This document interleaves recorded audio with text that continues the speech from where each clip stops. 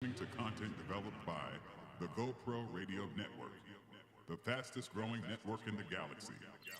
GoPro Radio Network. Listen to the voices in your head.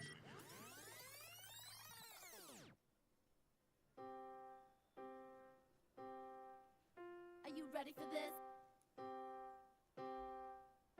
Yeah. Come on. Yeah.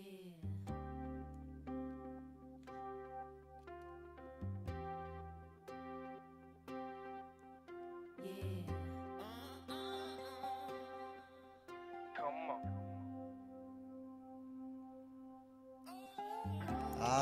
Good evening, good evening, good evening. It's Wednesday, May 6th, 2015, and welcome to the BCS Experience, History, Arts, Culture, and Politics in Review and Discussion. I'm Byron C. Saunders, your host with the most. The BCS Experience takes a look at our rich history, African American history. We're going to share with you some known and unknown historical facts and information from the past and connect the dots on how they have impacted on our present day events and how they will definitely shape our future as African Americans in this country and around the world. The BCS Experience, History, Arts, Culture, Politics in Review and Discussion. This is Internet Radio and will be aired live every Wednesday from 5 to 6 p.m. from the studios of the Iron Metropolis Images on the GoPro Radio Network. You see, I'm really excited about this opportunity to talk to you all across the country and around the globe. You see, I want you to tune in every week on your computer or your phone. I want you to become a loyal listener, and I personally invite you to lend your voices to this radio talk show to express your opinions on my weekly topics. This is social network radio at its finest. Now, here's the number for you to call to be a part of the discussion. Call 347-884-9839. Once again, that number to call is 347-884-9839. Here's this week's topic. Oh my goodness. Baltimore, Ferguson, Tulsa, Cleveland, L.A. Watts, Detroit, Washington, D.C., Memphis, Miami, and many, many more. And what do they all have in common? Urban uprisings and violent disturbances as a result of police killings of African Americans and the systematic shakedown of the African American community from the 1700s all the way to 2015. A full-blown discussion this evening, folks, about what's going on and how do we stop this genocidal Holocaust. Oh my goodness. This is a great topic tonight. It's happening all across America. My show is the new Underground Railroad Express.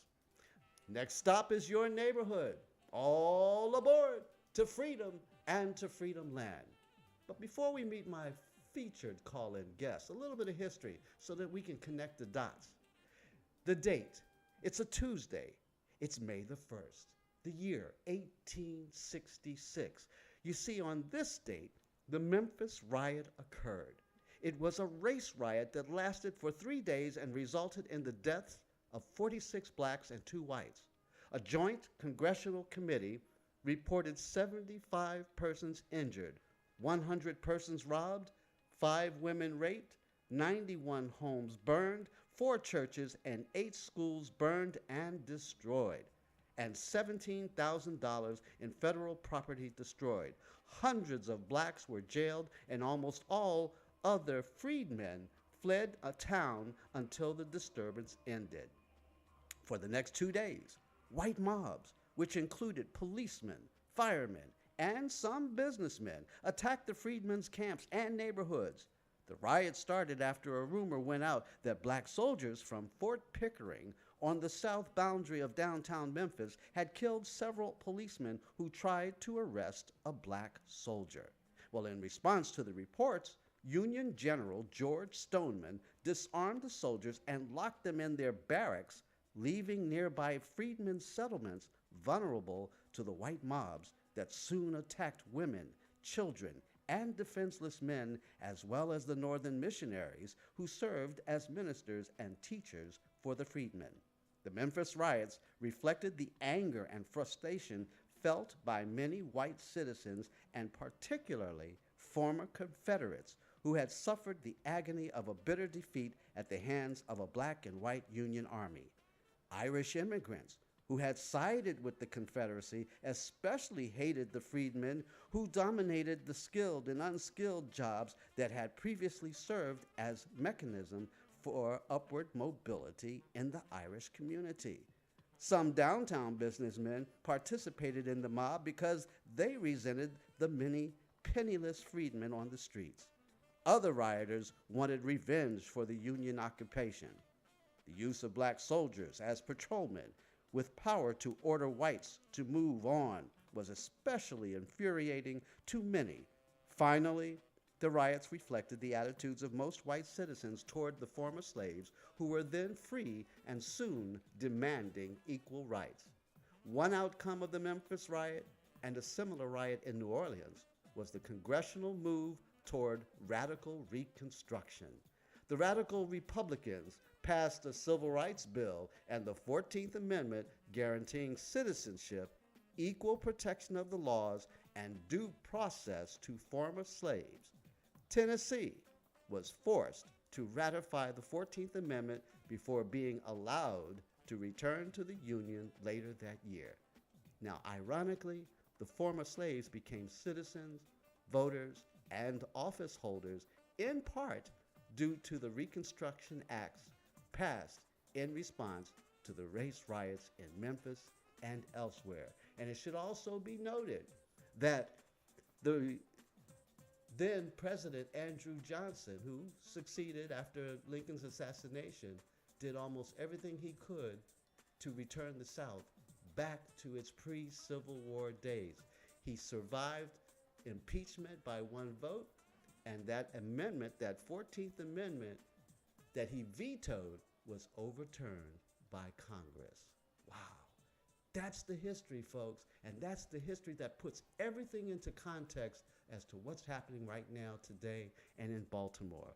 See, I want to hear from you, so let's connect some of the dots and make sense out of it all. Let's talk. Call me, 347-884-9839. Now, tonight, I have some very special guests that are joining me, featured call-in the studio as my featured talk show hosts and hostesses. My goodness, I got my dear friend Tammy Hunt. She's in Baltimore. She's a Baltimore music jazz historian, disco diva, entrepreneur, mentor, and special invited guest panelists that are to include retired Maryland State Senator Michael B. Mitchell, Dr. Marvin Doc Cheatham, former Baltimore City NAACP president and civil rights consultant and community activist, and a couple others representing Baltimore and those who are part of the solution, helping to bring change and harmony into the African American community. But before we bring Tammy on, let's take a listen to Maryland State Attorney Marilyn Mosby as she read the charges against the 6 Baltimore policemen charged with Freddie Gray's death as murder. Let's roll that tape. Community organizers, faith leaders, and political leaders that chose to march peacefully throughout Baltimore. I commend your courage to stand for justice. I also commend the brave men and women, both in uniform and out, who have stepped up Monday night to protect our communities from those who wish to destroy it.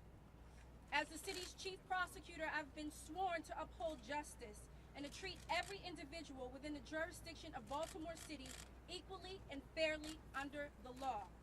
I take this oath seriously, and I want the public to know that my administration is committed to creating a fair and equitable justice system for all, no matter what your occupation, your age, your race, your color, or your creed. It is my job to examine and investigate the evidence of each case and apply those facts to the elements of a crime in order to make a determination as to whether individuals should be prosecuted. This is a tremendous responsibility, but one that I sought and accepted when the citizens of Baltimore City elected me as a state's attorney. And it's precisely what I did in the case of Freddie Gray. Once alerted about this incident, on April 13th, investigators from my police integrity unit were deployed to investigate the circumstances surrounding Mr. Gray's apprehension. Over the course of our independent investigation in the untimely death of Mr. Gray, my team worked around the clock, 12 and 14-hour days, to canvass and interview dozens of witnesses, view numerous hours of video footage, repeatedly reviewed and listened to hours of police videotape statements, surveyed the route, reviewed voluminous medical records, and we leveraged the information made available to us by the police department, the community, and the family of Mr. Gray. The findings of our comprehensive, thorough, and independent investigation, coupled with the medical examiner's determination that Mr. Gray's death was a homicide, which we received today, has led us to believe that we have probable cause to file criminal charges. The statement of probable cause is as follows. On April 12, 2015, between 8:45 and 9:15 a.m., near the corner of North Avenue and Mount Street, Lieutenant Brian Rice of the Baltimore Police Department, while on bike patrol with officers Garrett Miller and Edward Nero, made eye contact with Mr. Freddie Carlos Gray, Jr. Having made eye contact with Mr. Gray subsequently ran from Lieutenant Rice. Lieutenant Rice then dispatched over departmental radio that he was involved in a foot pursuit, at which time bike patrol officers Miller and Nero also began to pursue Mr. Gray. Having come in contact with the pursuing officers, Mr. Gray surrendered to officers Miller and Nero in the vicinity of the 1700 block of Pressbury Street. Officers Miller and Nero then handcuffed Mr. Gray and moved him to a location a few feet away from his surrendering location. Mr. Gray was then placed in a prone position with his arms handcuffed behind his back. It was at this time that Mr. Gray indicated that he could not breathe and requested an inhaler to no avail. Officers Miller and Nero then placed Mr. Gray in a seated position and subsequently found a knife clipped to the inside of his pants pocket. The blade of the knife was folded into the handle. The knife was not a switchblade and is lawful under Maryland law. These officers subsequently removed the knife and placed it on the sidewalk. Mr. Gray was then placed back down on his stomach, at which time Mr. Gray began to flail his legs and scream as Officer Miller placed Mr. Gray in a restraining technique known as a leg lace, while Officer Nero physically held him down against his will until a BPD wagon arrived to transport Mr. Gray. Lieutenant Rice, Officer Miller, and Officer Nero failed to establish probable cause for Mr. Gray's arrest, as no crime had been committed by Mr. Gray. Accordingly, Lieutenant Rice, Officer Miller, and Officer Nero illegally arrested Mr. Gray. Upon arrival of the transport wagon driven by Officer Caesar Goodson, Lieutenant Rice, Officer Nero, and Officer Miller loaded Mr. Gray into the wagon, and at no point was he secured by a seatbelt while in the wagon, contrary to a BPD general order. All right. Lieutenant Rice There you have it. The charges of murder. Tammy, welcome to the BCS Experience. How are you this evening? All right. The other person on the call, who's on the call? Welcome to the BCS Experience. Hello? You're on the air. Okay, Tammy will call back, I'm sure. The number to call, 347-884-9839. Once again, that number to call, my friends, 347-884-9839. We're talking about Baltimore tonight. We're talking about a history that is started in the 1700s, my friends. You see, most of America looks at incidents like this in the Baltimore and these uprisings, they're calling them riots, but they're looking at them as isolated incidents. We have to stop doing that, because an isolated incident has been an ongoing, systemic, racist, institutionalized phenomena called police brutality in this country. That's why I started off with the Memphis riots, so that we could understand and realize how much of this is not just happening right now. Watts, Baltimore, 1968. I grew up in Washington, D.C. I was there when the riots started in 68 and Martin Luther King had been assassinated. Same riots that took place in 68 in Baltimore. And unfortunately, some of those same reasons why the riots started then have continued to be ongoing uprisings in several communities in and around our country, specifically where there's predominantly African Americans. While my phones are being lit up and we're waiting for Tammy to call back, let me just tell you about another incident. We got to take a commercial here. We'll be right back, but when we come back, I'm going to give you some more history so that you can realize and understand just how interesting and how important our history is with relationship to what's going on right now. You're listening to the BCS Experience on the GoPro Radio Network. Don't go away. We'll be right back after these very important words.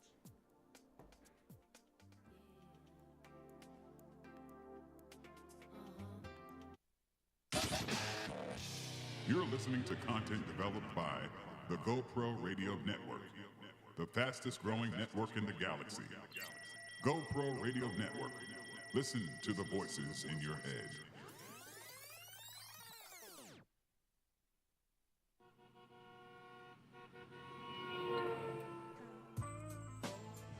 We interrupt this broadcast to bring you a great opportunity. If you have an event, product, service, talent, or something important to say, now is your chance.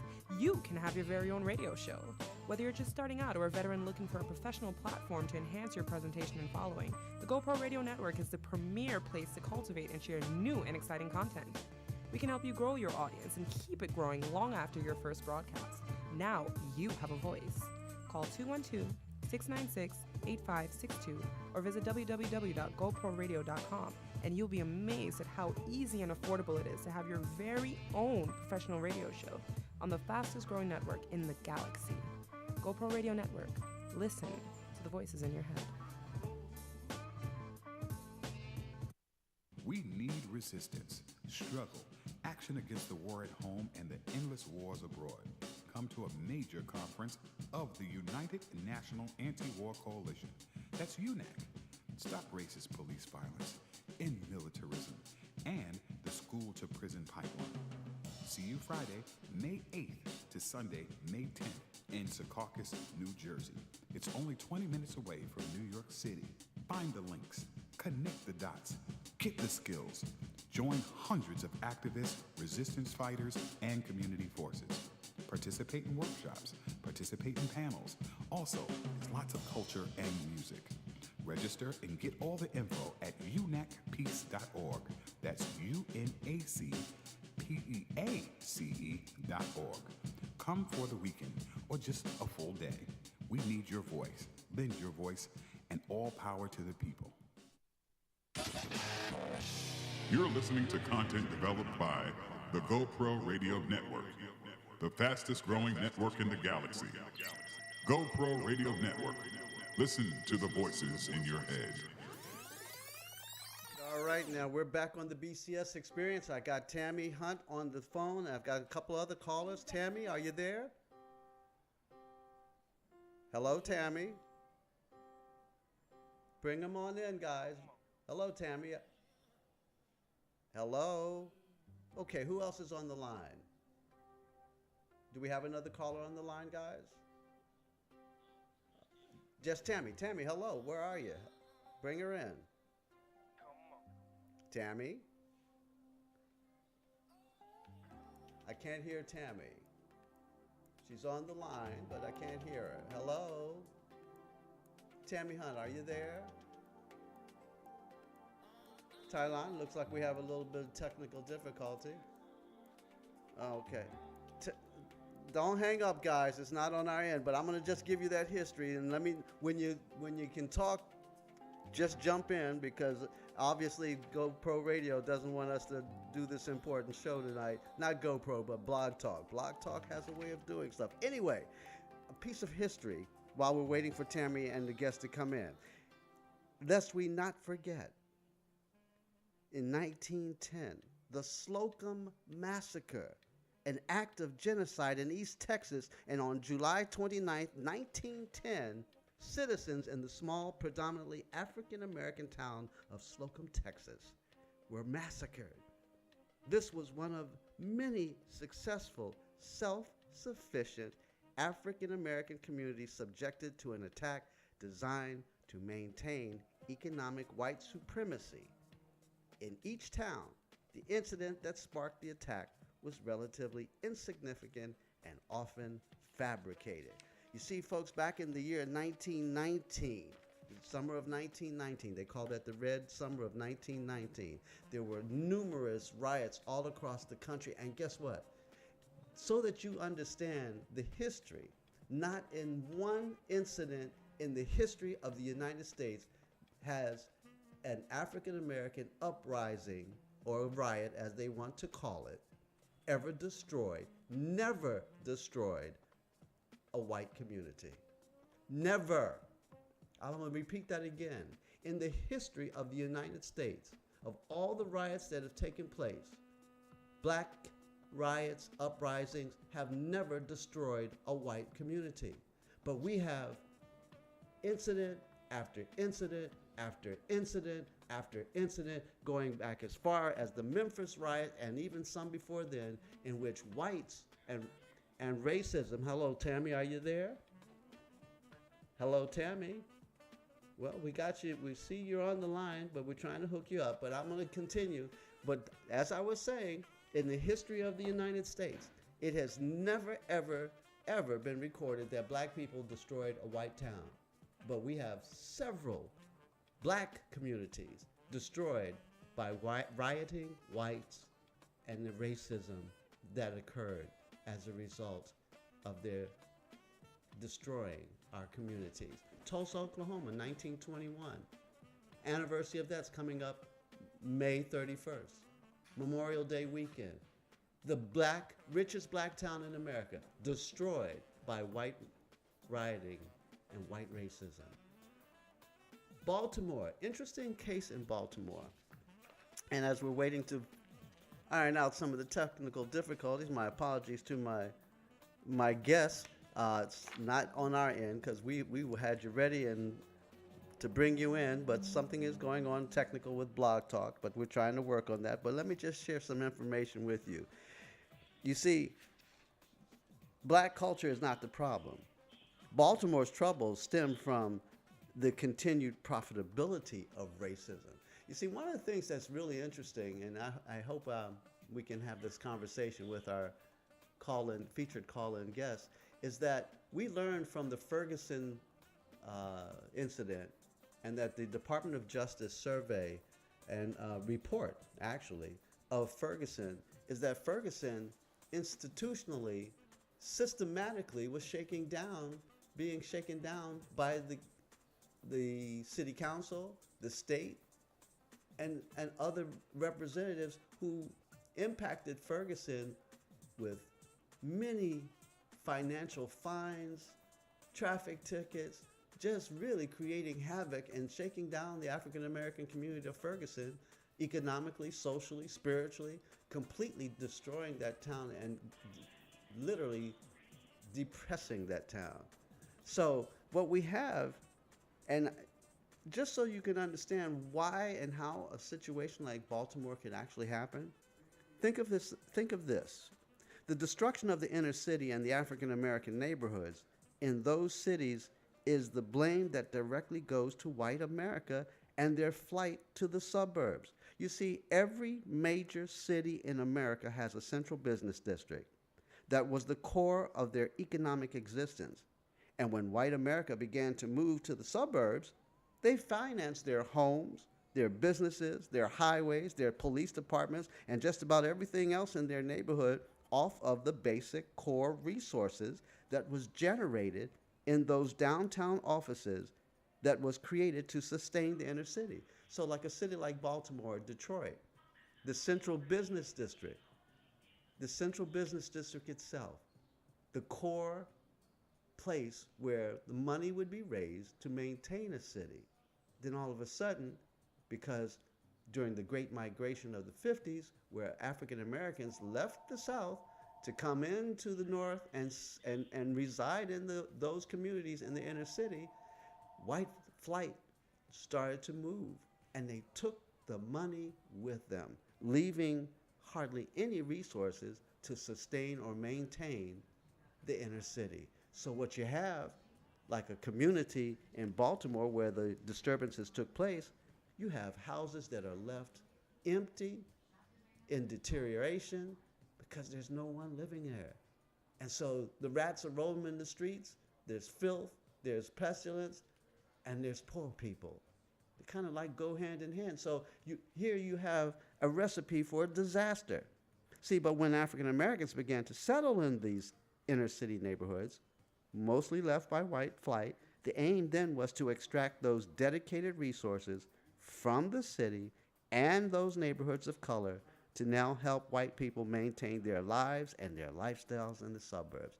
In addition to making sure that those previously dedicated resources for the inner city no longer existed just for the city, those same politicians and financial entities began to construct schemes to continue to shake down the African American neighborhoods to help finance the suburbs and even create a pipeline from the African American community directly to the jail and penitentiary industry. This is how deep institutional racism has permeated the entire infrastructure of the United States.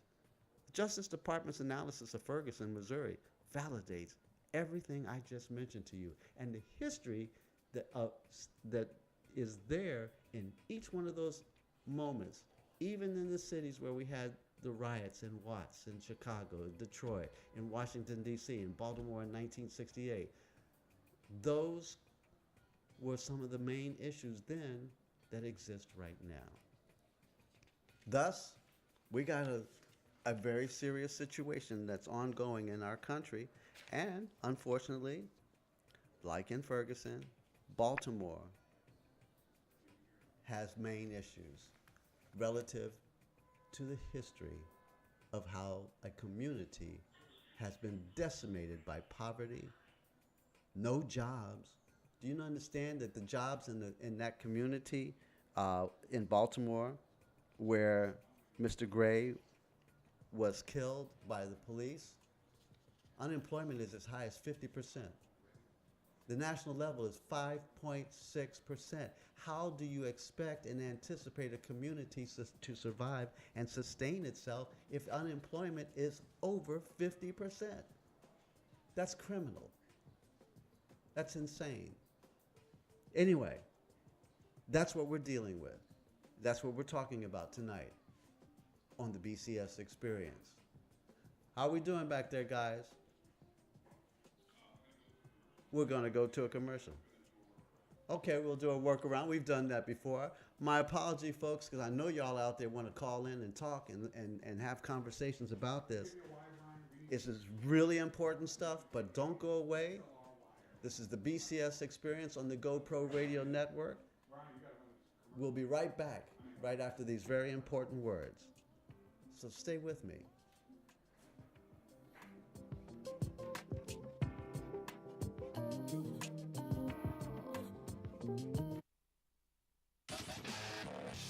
You're listening to content developed by the GoPro Radio Network, the fastest growing network in the galaxy. GoPro Radio Network. Listen to the voices in your head.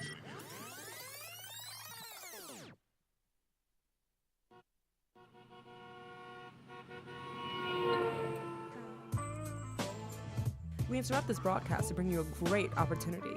If you have an event, product, service, talent, or something important to say, now is your chance. You can have your very own radio show. Whether you're just starting out or a veteran looking for a professional platform to enhance your presentation and following, the GoPro Radio Network is the premier place to cultivate and share new and exciting content. We can help you grow your audience and keep it growing long after your first broadcast. Now you have a voice. Call 212-696-8562 or visit www.goproradio.com, and you'll be amazed at how easy and affordable it is to have your very own professional radio show on the fastest growing network in the galaxy. GoPro Radio Network. Listen to the voices in your head. We need resistance, struggle, action against the war at home and the endless wars abroad. Come to a major conference of the United National Anti-War Coalition. That's UNAC. Stop racist police violence, end militarism, and the school-to-prison pipeline. See you Friday, May 8th to Sunday, May 10th in Secaucus, New Jersey. It's only 20 minutes away from New York City. Find the links, connect the dots, get the skills. Join hundreds of activists, resistance fighters, and community forces. Participate in workshops, participate in panels. Also, there's lots of culture and music. Register and get all the info at unacpeace.org. That's UNACPEACE.org. Come for the weekend or just a full day. We need your voice. Lend your voice, and all power to the people. What if you can have an entire team of skilled professionals to help your business grow? Admin, accounts, marketing, and more, but only pay for the exact amount of support you need at virtually the same cost you'd pay for one full-time employee. With Virtual Professions, you can. One contact, one number gets you a team of virtual professionals for exactly what your business needs. It's 1-888-315-VPRO. That's 1-888-315-8776. Or online at www.virtualprofessions.net. Virtual Professions Incorporated, because you mean business. We need resistance, struggle, action against. You're listening to content developed by the GoPro Radio Network, the fastest growing network in the galaxy. GoPro Radio Network. Listen to the voices in your head. We're back. I'm Byron C. Saunders, your host with the most, and my tech crew has finally hooked us up. We're going to have some issues with Blog Talk Radio. I think they're trying to keep us from bringing the truth. Anyway, on the line, I have my dear friend Tammy Hunt and former retired Maryland State Senator Michael B. Mitchell. Welcome to the BCS Experience, my friends. Good. Glad to be with you, my friend. And, of course, the Tammy Hunt, who's part of Baltimore. Yes, she is, and a historian in her own right. So I gave the context of what's going on. As you may have heard, I opened up with the riot in Memphis in 1866, just to show my listening audience, who's a global community, what's going on in Baltimore is not an anomaly. History has shown us incident after incident after incident throughout since 1700 actually, where African American communities have been profiled racially, shaken down economically, spiritually, just about every way you can, and then pipeline from, unfortunately, school to prison. And then, of course, Baltimore took place, 68 and now in 2015. And fortunately, the state's attorney. 1968. Yeah. You got to start with the Civil War. There we go. Baltimore police were responsible for the killing of the first Union troop, a volunteer from the state of Minnesota, in downtown Baltimore trying to get to defend the Capitol. Yes, sir. President Lincoln suspended the writ of habeas corpus and locked up the police commissioner and put him in jail at Fort McHenry to the end of the Civil War. Yeah. And then in 1942, a black soldier in uniform walking up Pennsylvania Avenue in the 1500 block was shot and killed. He was shot in the back and murdered by a Baltimore City policeman, which caused there to be a massive protest by over 3,000 citizens with a march on Annapolis. But throughout and since then, the police department has just had a history of abusing the rights blacks. This is something that is endemic. Yes, it is. And this has to, and the only way to halt it is sometimes you can get a black commissioner or other blacks in positions of power, but they might be about color, but not about kind. Right. This has to go back to basic policing. And you might have heard on the talk shows a gentleman by the name of Franklin. Have you heard him, Tammy? He's a former state policeman, a major, who does training. And he said this is an obvious lack of training in this day and age. And it has to be a massive retraining of just about every policeman in Baltimore City. I'll close with this. You can't have any rapport with the community when over 80% of the members of the Baltimore City Police Department are brought in from other states around the country. Right. So that that impairs the relationship from the community Exactly. with the department, who's there to protect and serve, and unfortunately, they are now judge, jury, and executioner. How is Baltimore today, folks? What's going on? Tammy? Well, I think the community is at, I'm not going to say at peace, but I will say at rest for the moment. There hasn't been a lot of vandalizing, even though I was a victim of that.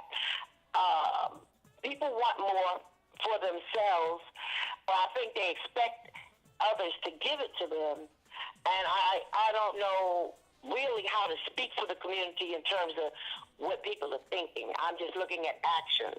I do know that there has been gunfire. I've heard it in the night. But I don't know that it is a byproduct of the murder of Freddie Gray. I don't know. I don't think that everything that is happening in Baltimore that is of violence is because of Freddie Gray. I think that there has to be some other issues addressed. But if we talk about it in that manner, then I'd have to talk about people, so I'm not going to do that. Well, one of the things that I think you might be a little bit too optimistic, but realistically, I think we're on edge. On the edge. There's an abyss that we could fall in at any moment. Because these young people aren't as reserved as we older folks are. And they're not going to continually take this policeman coming in and arbitrarily chasing and disrespecting members of the community. And more importantly, a failure on the part of the city administration and the state to provide the kinds of jobs these young people needed. It's no way in the world that there was a report recently that said that over $100 million have been spent in trying to improve the area which where Freddie Gray was married, called Sandtown, Winchester. Yeah. But that's through the last 50 years. But you compare that with the $2 billion spent in the Inner Harbor and in East Harbor and other areas of the city, and you see it's just a drop in the bucket. And we haven't fundamentally looked at how do we address the housing stock. When they started to set these houses on fire, most of them were vacant. The main buildings that were destroyed were liquor stores, and the rest of North Avenue is pretty much vacant. I really am, I think we've had enough studies. People have shown it. Baltimore has a history of the police department of abusing people, and that it is incumbent upon us to act with a bit of urgency. Attorney General Lynch was just here yesterday and committed, and the mayor, our mayor just asked for a further investigation of the Baltimore Police Department because it's systemic. But also our mayor needs to redirect city funds to help in the rebuilding of these neighborhoods and give jobs to young people. Just recently, the housing group, you remember that, Tammy? Graziano, the housing commissioner, redirected in excess of $50 million in housing funds, which would go towards Section 8 units and other kinds of things, to do moderate to high-income housing around the city. That's what I was speaking of, because I've heard that the unemployment rate in Sandtown, Winchester, is as high as 50%. Where the in some areas 60%. So I mean, when you have numbers like that, it is impossible for a community to sustain itself. And I shared with my audience while we were having the technical difficulty that a lot of what has happened in our communities all across the country systemically was a result of the decentralization of the central business district. When we had white flight to the neighborhoods, to the suburbs, that money, which was there for the resources of maintaining the inner city itself, was now used to finance the suburbs, finance the town roads to get there, finance the jobs, everything taken out of the city. And now that the real estate value has been depressed, now we have gentrification because the community that's residing there now can't afford to stay there, and they can't even afford to buy it even when it's cheap. Yeah, but there's some practical things you can do immediately. We have given tax deferment to the Hyatt Hotel, to Four Seasons Hotel, and to multi-million-dollar developments where they don't have to pay real estate taxes for the next 50 years. There can be the immediate suspension of all that, and you'll have more than enough money added to the city's real estate tax base to fund education and other kinds of initiatives that are necessary for a city to function. It's incomprehensible that in this day and time that swimming pools are open part-time during the summer months. Wow. Where kids can get jobs. The recreation centers were closed by this man, and asking for private businesses to take over running recreation centers. That's a municipal responsibility. So I think that we had white flight, but if we stop giving away tax dollars to the Hyatt Company and to Four Seasons, they don't need it. Exactly. And you would have more than sufficient money. What this recent thing did was that they just cut back on education. We are partially funded with state money and the city of Baltimore's tax monies. Well, there's always a shortfall, and the state now is antsy about giving some parity, but still there isn't sufficient money on par with educating young people. They'd rather spend money on charter schools, which I'm opposed to. It needs to go to public education where kids really need it and where there's a commitment on the part of teachers. We're used as experiments, and we have a black commissioner of education or superintendent in Baltimore now, but his hands are tied because of the entanglement by the former governor and others where the state has some control over the expenditure of funds by the city's school superintendent. Well, Tammy and Mr. Mitchell, Senator Mitchell, the answers, the solution. Now, my show is about trying to provide some tangible solutions. We know we got to get registered to vote. That's a start because we have the numbers to actually bring in people who will do us right. But we're not voting. I think we need to encourage literacy en masse. I think that I've run into so many people who are unable to read. Functionally illiterate. Yes, I understand. Absolutely illiterate. And it's appalling to me. As Senator Mitchell said, education. Their lack of focus. But then, now that we said all of that, we can look at why the jails have been built. Now we're talking about privatizing jails. And so it's a new plantation, and you got to have something on it to work it. All right. No, we're under the gun here. So what are we going to do, folks? I mean, Senator Mitchell, you have been you've been there, done that? It's very easy to do. Okay. You start immediately by getting the Hyatt Corporation. They're great friends of President Obama. In fact, one of the Pritzker family members, the Secretary of Commerce, have that family corporation start paying its fair share of real estate taxes in Baltimore. And you know what that'll amount to? Somewhere in the neighborhood of approximately $30 million, which they have been avoided payment of. Let's get Four Seasons to pay its fair share of taxes. Let's get these other, the Marriott Corporation hotels to start paying their fair share. I guarantee you, by doing that within a period of 60 days, you'll have an excess of $100 million. And let's not forget the that Baltimore can go toward Ravens. the city's budget. Let's not And forget. it opens pools, it can That's right. provide money for education, do a host of other things. And let's not forget and that some of the, these not-for-profit institutions, Yes. you know, the Catholic Church owns a host of properties. That's right. Some of these educational institutions, you know, the Johns Hopkins Hospital owns most of East Baltimore. Therefore, all of their property is tax exempt.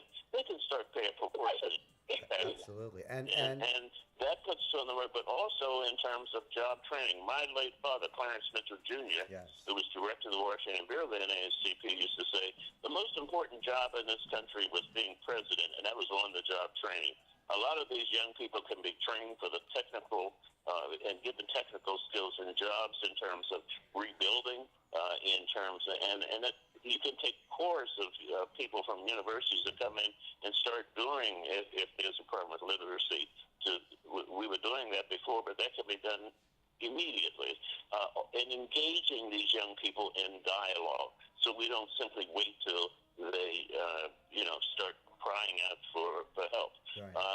There was always a criminal element involved, but what happened is I was there on the Friday that the police descended on the Mondawmin Mall. I happened to be driving down the street, and these policemen were afraid to react, and suddenly you release almost 1,000 students from high school, and they're trapped by the police. And then they reacted in kind when the police started advancing toward them. So melee broke out, but it was just, you should have released those children in shifts. Yes. As opposed to the mass. In other words, the educators just said, well, we're going to get rid of these little black kids, throw them out to the wolves. And they did. Knowledge. Yeah. That there was going to be an effort on by this Facebook that they were going to use, what is it called, a force or something to go to the It was called Purge. Right. It was called Purge. Wow. And it's just a lack of competent policing. And more important, engaging dialogue. These young people aren't taking what we have taken, and I think we can brunt this. And what I'm saying, it fit around the country, because most of these urban centers, if you notice, as soon as they elected black mayors, there was an effort to. Look at what happened in Detroit. Yes. You suddenly had a black mayor, Dave Bing, and then the state moves to force it into bankruptcy, and who ends up owning the real estate of the city? Quicken Loans. That's right. Quicken Loans now owns more than 60% of the real estate in Detroit, Michigan. And those That's right. So these are the things that, and if you look at every community, Gary, Indiana, Philadelphia, the mayor that is fighting against the same kind of effort to lure private investors in exchange for an abatement of real estate taxes. That's how cities survive. We have some major problems, but one of the other things that the NFL has divested itself from its tax liability and will begin to pay taxes, I understand. So the Baltimore Ravens have a responsibility for the community that they have not been paying their fair share of the city taxes as well. So absolutely. When you combine that makes up the deficits that they run into, and then you could make housing affordable. Exactly. But it was just egregious on behalf of this housing commission within the last year to shift $50 million of much-needed money to help build moderate to high-income housing in an effort to lure whites to come back into the city. Is there a way? It looks like a bombed-out area you drive through West Baltimore. It wasn't too much to destroy. Exactly. The tragedy is that the few who you had a CVS pharmacy, but these people they make. That CVS pharmacy makes more money per capita than any CVS pharmacy in the country in that area, because it's you have a senior housing development right there that is necessary. They start selling groceries and things of that nature, and it's the only facility within maybe a 2 square mile area. My goodness. That sells, at affordable prices. And a densely populated area. And CVS has announced that it's going to rebuild. Yes. and some of these other businesses. It makes sense. But we've got to have a greater effort to involve the community in this, in the sense of young people starting in high school, making sure they can read before they leave. Absolutely. It's a terrible indictment of the process. Tammy talked about their literacy. If you're giving a child a high school diploma and they can't read, then something's wrong. If we spend millions of dollars, I think the amount is closer to $9,000 per student that we're supposed to spend, but yet you have reports that the Board of School Commissioners spends in excess of several $100,000 a year in lunches, Wow. And before this, they had a commissioner who was in New York. We seem to get these cast-offs from other places, but he had an excess budget for lunches of $4 million. My goodness. Which could have bought a lot of textbooks. Absolutely. And paid some teacher salaries. Well, Senator Mitchell and Tammy, and the obvious, there are solutions that are on the table, but en masse, as a race, is the litigation can be brought forward by NAACP, by other groups. I mean, it seems to me that we're missing part of the effort is to bring a civil and legal action against not just the city, the state, and perhaps even the federal government, because some of that money is coming out of the pockets of the taxpayers' dollars from the federal government to help sustain and support by way of grants and other measures coming out of the Senate and the Congress. I wholeheartedly agree. There needs to be an attack on this on multiple levels. And if litigation can do it, fine. You have a recalcitrant Congress controlled by Republicans who have been elected by a real minority of people, and people say that people don't vote. But I think it's a realistic. People figure, what are we to vote for? That's right. And we've got to let people know that they still could make a difference. Is it possible? They just decreased the size of our city council by a substantial number of members, which was all endorsed by the business community, when in fact, and it's resulted in more whites being elected to the majority black city. Well, we still have to look at the fact that there's a scheme involved, yeah. And I think maybe through litigation, the American Civil Liberties Union, the NAACP, and others, it can help direct funds. But part of the problem is that the Supreme Court has ruled that Congress, in the apportionment of funds, has exclusive authority. The court can only order that to happen, but it's going to take the efforts. But I think if you have a ruling by a court and the president can issue an executive order that funds will immediately be directed for urban efforts, that might work.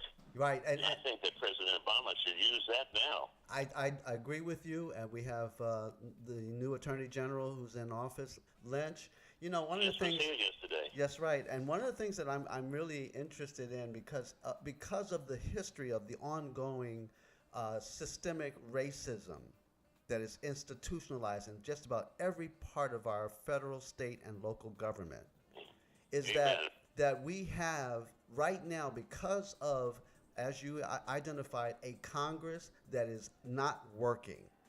In fact, their obstructionism is bordering and has crossed the line, in my opinion, of sedition and treason.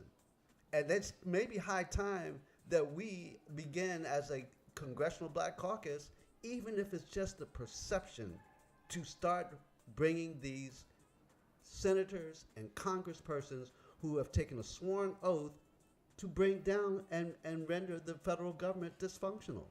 That's sedition and treason. And it's a hard call to make. I understand it. Yes. But the reality is we don't have a lot of time left on this. To add insult to misery, the city controlled by a black man, majority black city council, and the president of the city council recently implemented a plan to turn off people's water I read to their that. homes for lack of payment of bills given this economy, when in fact you're giving millions of dollars in tax abatement to exclusive developments where, within a stone's throw of where Freddie Gray was murdered, you have condominiums going up, starting prices $400,000. Well, we take a look at Washington, D.C., Senator Mitchell, which is where I grew up. And Washington, D.C. is a city that's, when I was growing up there, it was 85% black. You had the White House, the plantation right there. And we all know that even today in 2015, they have no home rule. They are basically being represented by a non-voting representative in Congress. They don't have a senator, and yet they have, what, over 400,000 people? So yes, by law, and yet they're the one to dictate policy and everything. I was there when Walter Washington was named acting mayor by President Lyndon Baines Johnson. That's right. And now you ought to thank poor Marion Barry, who's dead and gone, but thank him for his courage to stand up to the powers to be, to stop messing. And he began to hold the city accountable. And it was the business people who wanted to get rid of him, and others who look at this last mayor, Gray. Yes. Everything in the world they claimed about him, and yet he hadn't been charged with anything. Yet they drummed him out of office. Yes, they did. Whenever a black gets in charge, and that's why we've got to embrace and support these blacks who are in office, because they need support. And Marion Bowser is the new mayor of Washington, but they're already giving her fit. Yes, I know. About certain policies and things that there isn't money to do. Yet some of the high-end neighborhoods, Cleveland Park and things like that, want all of this accountability, and yet aren't willing to make sure that the city opens up its jobs to the entire community. Marion Barry made sure blacks got jobs. That's right, he did. I knew him well. Senator Mitchell, I've got to start wrapping up my show here, but this is just the first. That's okay. This is the first of many opportunities to have this open kind of dialogue and conversation. And I ask you because you have been in the halls of Congress. You've worked and walked and talked the talk. I know your record. I knew your father and your family and all that was done on behalf of our communities. We salute you. You are one of our heroes, as well as Tammy is one of our sheroes. But I ask you, because you've been there and still have the ear of many of those who are in power, start pushing that initiative of sedition and treason. I'm telling you, if we're going to take this to the highest court, we've got to start forcing the issue and playing offense and stop playing defense. We're in the. We've got to. Yes, sir. I'm a young 70 years old, but I ain't no ways tired. There you go. That's what I'm talking about. I'm still a freedom fighter. There you go, and we'll always be one. Your name is in the history books, my friend, and that's why, my show, that's what I call my show. We are the new Underground Railroad Express. We've got to keep this thing going. And like Harriet Tubman said, she'd freed more slaves if they only realized they were slaves. Byron? Yes, Tammy. Excuse me. Senator Mitchell's grandmother, Lily Mae Carroll Jackson, is the godmother of, or one would say the mother of civil rights in the state of Maryland. She stood up against wolves very bravely and took her family with her, with the understanding that the Klan itself and all of those who joined, and she embraced the community, that they were freedom fighters, and I was a freedom fighter, and I am a freedom fighter. So his entire family has dedicated their lives to the community. I think you probably knew my aunt, Beulah Meacham, who was a historian, lived in Columbia, and was responsible. Yeah, see, when you start to connect the dots, Senator Mitchell, we are. Yeah, I know. I know. I've read her material. Oh, she do Perrin, and he talked with her from time to time. Oh, my goodness. Right. So as you see, it's about connecting these dots, and that's what we're doing here. So I invite you both to come back. Sorry for the technical difficulties, but we did get in some very important information, and we're starting the dialogue. My listening audience is a global community. We will continue this as we want to know how Baltimore is going to sustain itself and keep moving ahead. So we'll call back. We'll get you back on the air. The invitation is open and endless, Senator. And Tammy, you're my dear friend for life.